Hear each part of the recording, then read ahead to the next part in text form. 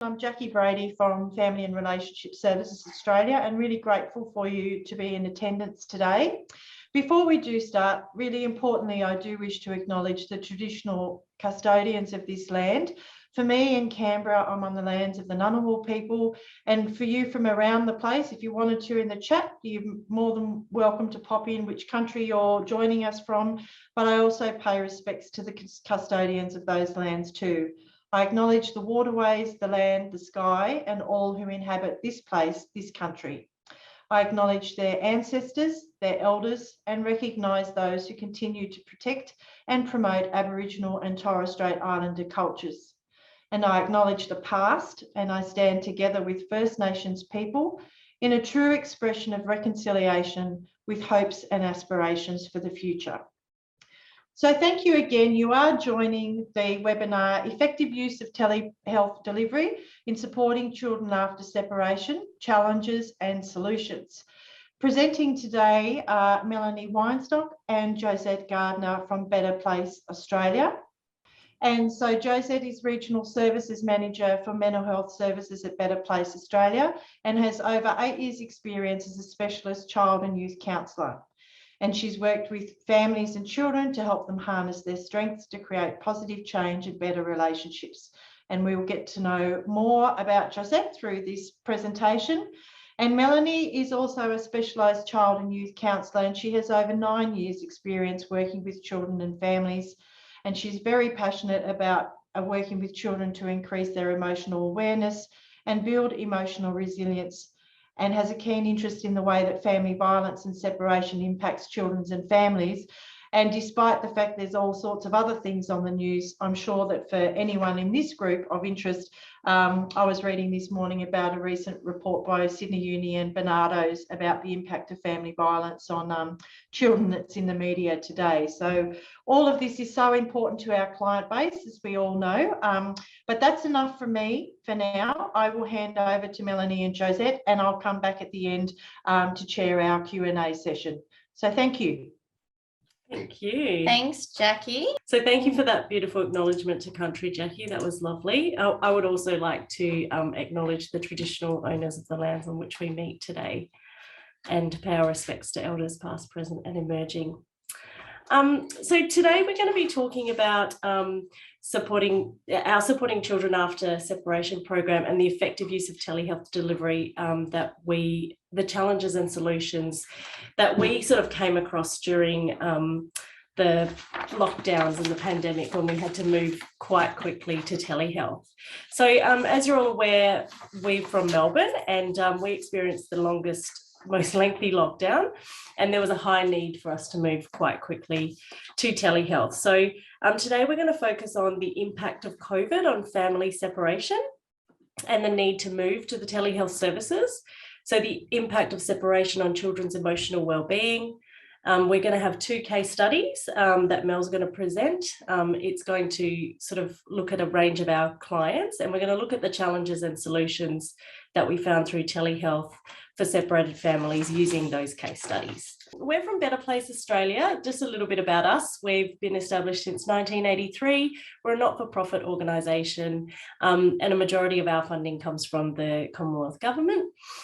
We provide a range of family and community services. We have quite a few locations across Victoria, and we've seen over 11,000 clients per annum on average.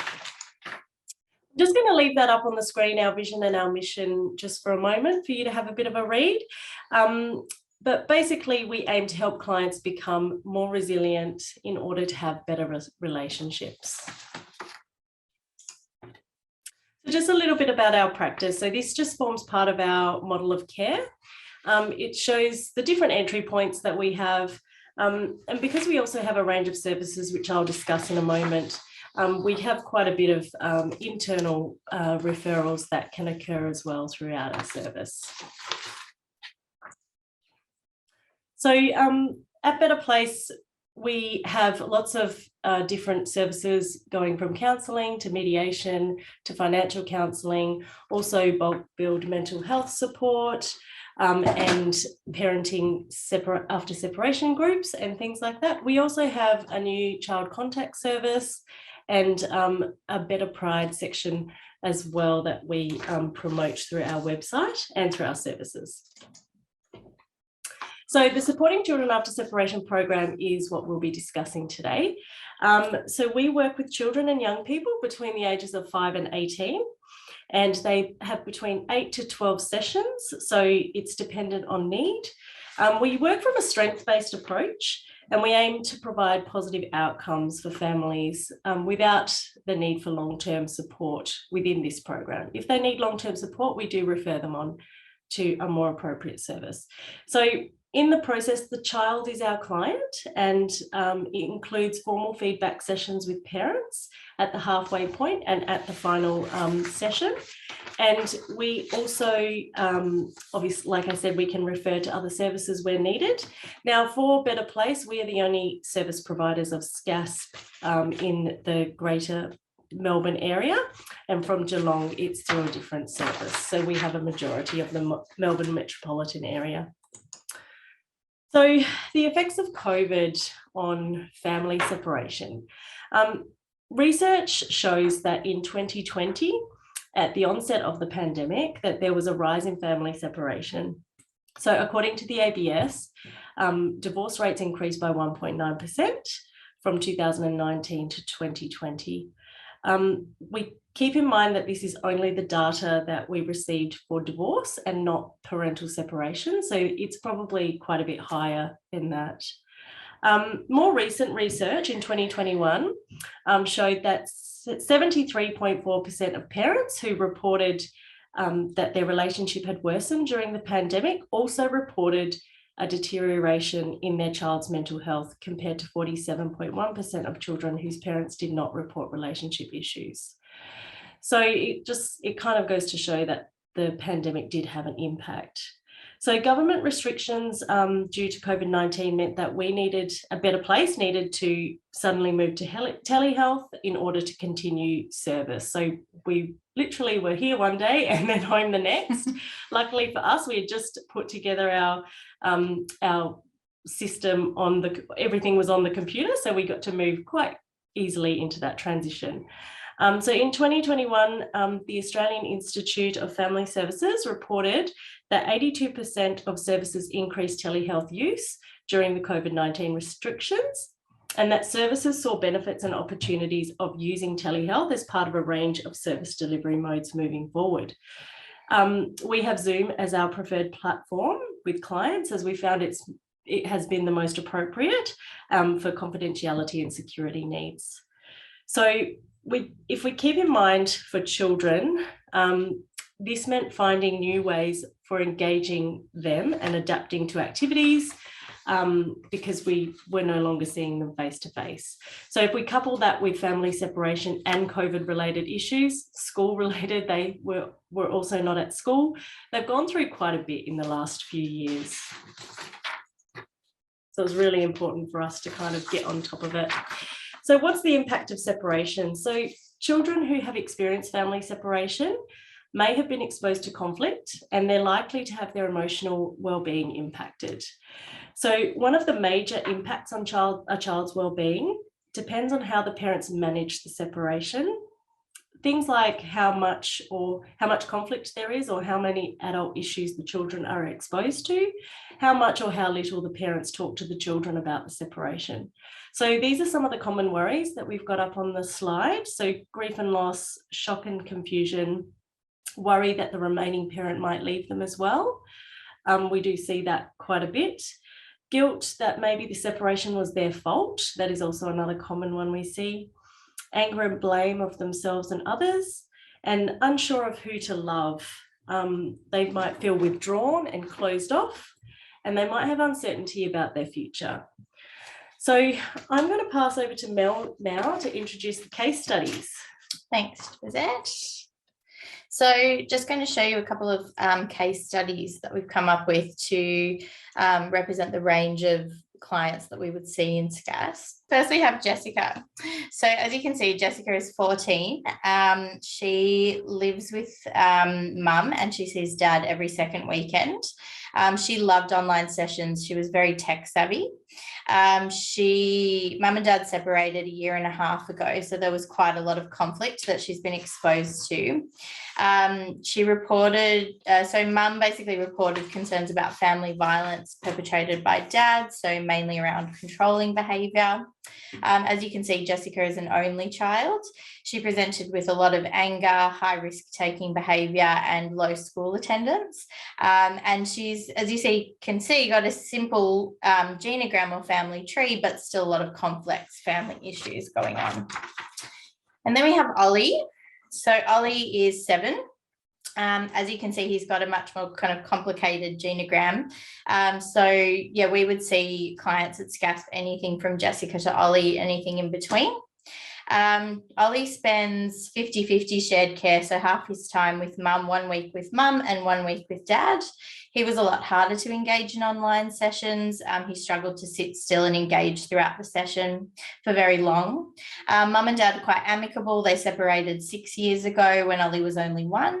And as you can see, both parents have repartnered. So Ollie's got a full brother, Ryan, but also some half and step siblings as well. And he presented more with feeling anxious and worried, not sleeping very well, and just getting upset very easily.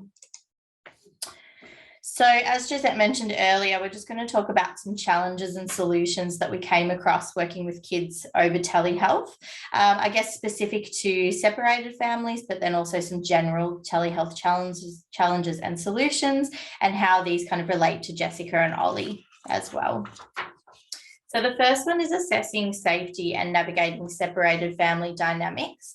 So some challenges that this might include is things like assessing safety if there has been family violence. So in Jessica's situation, assessing any current risk, we definitely want to be doing that, but also any historic, anything that's happened in the past really helps us paint a picture of what's happened for Jessica. So other challenges was around having the sessions in the child's bedroom. So potentially we're talking about quite triggering topics with children in what's meant to be their safe and relaxing space, especially throughout lockdown. Also challenges if the child discloses harm about a parent who's in the home at the time of the session. If parents are separated under the same roof, we want to be assessing safety around that. I think I had a few families during lockdown where they weren't living together anymore, but one parent was over at the home quite a lot because they would have been on their own during lockdown if not. Also just planning where sessions will take place. So for Ollie, for example, he spends 50-50 time, so that could change each time where the sessions will take place. So some solutions that we found around that were we would do this anyway, but from the start, making sure that both parents are aware of and neither parent is against the counselling before proceeding. So in Jessica's case, keeping dad informed about the counselling, helping him just to feel included in the process as much as possible, and just explaining the benefits of counselling being a neutral space for Jessica in amongst kind of family separation issues. That's really important for her. Another solution would be having sessions at the child's primary carers or the home that they spend the most time with, the one that they feel the most comfortable with. And also just checking if the other parent is home at the time of the session. So checking with Jessica if she's at mum's, if dad just happens to be visiting as well. With Ollie, we'd want to become familiar with both mum and dad's homes. So we'd want to know kind of who we're sending the Zoom link to, who we're sending reminders to, because this could change. If the bedroom is a triggering environment and we want to kind of try and avoid that, we might suggest having sessions at like an aunt and uncle's house or a grandparent, family, friends, somewhere else they feel comfortable if kind of COVID restrictions had allowed it. But if having it in the bedroom is unavoidable, we might do some grounding exercises at the start of the session and then also play a bit of a game at the end of the session so we're not finishing on a difficult topic. We would also contract like a safety plan from the start. So things like that the child or young person can use the Zoom chat function to tell us things if they don't want to say it out loud. So if harm is disclosed, obviously we would navigate that as sensitively as possible anyway, but it definitely posed more of a challenge to do that remotely. We just want to be making sure that there are not going to be consequences to the child by disclosing the harm after we get off the call. Yeah, I think I had a case like that during lockdown. The children were having a session from their auntie's house, but the harm was disclosed about mum, and mum was there and they were going home with mum that night. So I wanted to be really careful about it. I believe the session occurred after hours, so that was also challenging. And Josette, I think I was consulting with you on that one. So yeah. Another challenge is around finding a confidential space for the telehealth sessions. You know, very important to ensure, just like we would do in the office, but not always easy to ensure, especially with lots of separated family dynamics on top of that. So some challenges around this is one parent worrying about confidentiality at the other parent's home. So Jessica's dad might be thinking that mum's going to be listening in on the sessions. Challenge of having lots of siblings home during lockdown, so hard to kind of find a confidential space. So, you know, that definitely goes for Ollie's family. We had a lot of kind of siblings, you know, just walking in wanting to play, toddler siblings opening the door, getting quite upset when they weren't allowed to stay in the room. Also just parents and step parents having the best intentions, but maybe not fully understanding the need for privacy as well. So they might just walk into the room to fold some washing or to get something. Also just parents feeling like maybe it's more important to have the session start on time than it is for the confidential space. So they, I had families where they've got their child to jump on the Zoom when they're still in the car on the way home from school, which is not so conducive to a counselling environment, I guess. Josette, I believe you had one where the family was going through a car wash at the time. That was fun. Also, just maybe getting the kids to jump onto the phone rather than video, which can work for adults, but not so well with children. And also, you know, after all this, like we still use telehealth quite a bit, but then obviously you've got similar challenges with a lot of people being home, you know, after school, stuff like that. So some solutions around this is we'd want to set up really clear expectations from the start with children and parents around the need for a confidential space, that it's, you know, the child's special time, just as we would do in the office and come in and close the door. So for Ollie, we might try and arrange counselling for when the younger kids are at childcare those days. Just making sure from the start that there is a space available in the home for this is really important. Reassuring both parents that I definitely emphasize the importance of confidentiality with the sessions. So letting Jessica's dad know how I would be kind of striving to set the sessions up at mum's. Also, I definitely found myself, you know, constantly checking with kids at the start of the session and throughout if the door was closed, because you can't see that on a video session. So constantly asking the kids if, you know, mum or dad's popped out, have they closed the door? They pop out to go to the toilet and come back. Did you close the door? Just maybe getting them to show me. And then also me, you know, in fairness, showing the child or young person as well that the space around where I am, that, you know, the door is closed where I am, or maybe letting them know, you know, the door's open because nobody else is home. You know, the dogs might walk in, but they definitely will keep things confidential as well. Another solution is a good use of headphones. So us or the child or young person using headphones, so at least the opposite audio can't be heard, kind of thing as well. And then just some general telehealth challenges and solutions that we found. So the age of the client was definitely a bit of a difficult one. So SCASP, we're funded to see kids from 5 upwards, but your kind of 5-6-year-olds were a lot harder to engage online than maybe some older kids. So for Ollie, for example, he's 7, but still was hard to engage. Just building rapport with kids and young people when you've only ever met them over telehealth is definitely very different. We definitely tried with some kids and just realized that they weren't really suited to telehealth sessions. And we, just like with any counselling, you know, when we don't want to give counselling a negative connotation, so we didn't want to force it if it didn't work. But that meant that if some families were happy to wait for face-to-face sessions, that could have been a really long time to wait. Also just issues with kids not logging on to sessions on time, or parents genuinely forgetting just because they physically didn't have to be somewhere. Kids being less tech savvy, so could be a bit funny. So if they had control of the screen, they might just skew all the settings. If the child gets out of the Zoom and doesn't know how to get back in, so I could see and hear them, but they didn't know how to get back to seeing me. Younger children often would kind of physically point at the screen and say, oh, can you get that out of the way for me? And me trying to explain that my screen looked a bit different to theirs. And then on top of that, having internet connectivity issues on top of all that, already struggling to navigate a session made it a bit more difficult. So some solutions around that was, if the children were quite young, we might bring in the parent to do the activities together. Or if telehealth didn't really work very well, I think from day one, because we didn't really know how child counselling was going to work online anyway, our team developed a bunch of kind of one-page activity instructions that we could give to parents for some activities that would be suitable for them to do in the home, maybe around worries or something like that. So we also provided a lot of extra phone support to parents in between sessions during lockdown as well. Sending extra reminders and sending the Zoom details more than once if we need to, and even just having shorter sessions, whatever the child can manage, really. Just keeping in mind that counselling is not like school, so it was important that it was more led by the child.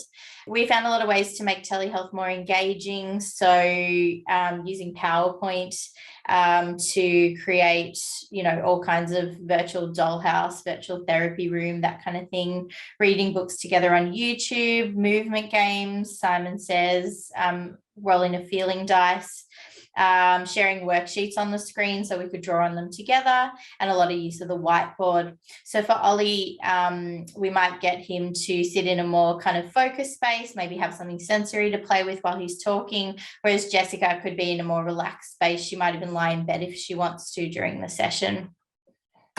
Great. Thanks, Mel. So just in conclusion, hopefully we have been through the worst of the lockdowns. We thought that recently, and then we went back home, unfortunately. But it's good to know that we can utilise telehealth when needed.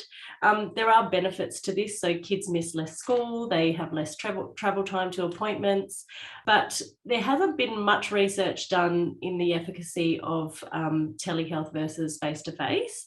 So that would be really interesting to see. We did talk about it at the FRSA conference quite a bit. But nothing really beats face-to-face appointments and engagement with kids that we found. That's probably the best possible outcome. But it does give them an opportunity to still participate when things like this happen. So thank you for listening, and I'll throw back to Jackie. We are at 12:57. We didn't have questions come through in the Q&A or the chat function. So I'm just going to encourage those that have joined the call just to reach out to you directly if that's something that will work for them. In terms of,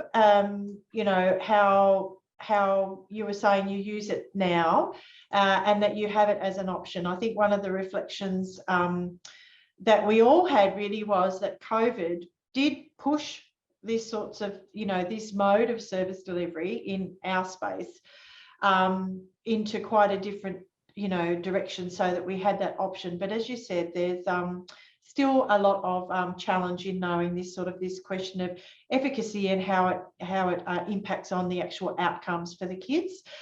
Joanne's just popped in a question that she noticed that you had an emotions chart showing big and small emotions. Can you expand on that a little bit? And are you allowed to email that through? Yeah, so that was actually, we had the wrong slides up for the first part of the wrong conference. It was the wrong conference slide. So that is part of a different talk that Melanie's done, but I'm sure that we can have a look and share the slide with Joanne. Yeah, sure. It would have been just a basic, like a feeling wheel kind of thing. That's what. Yeah, there were definitely a lot of motions on there, and certainly all kids had, do go through them at some stage or another. But I did see it flash on and went, wow, Yeah. Anne Dwyer has also asked, will you continue to offer the online option as part of business as usual? Yes, so we do continue to offer that option. Obviously, for some children, it would have to be on assessment basis, because for some children, it may not be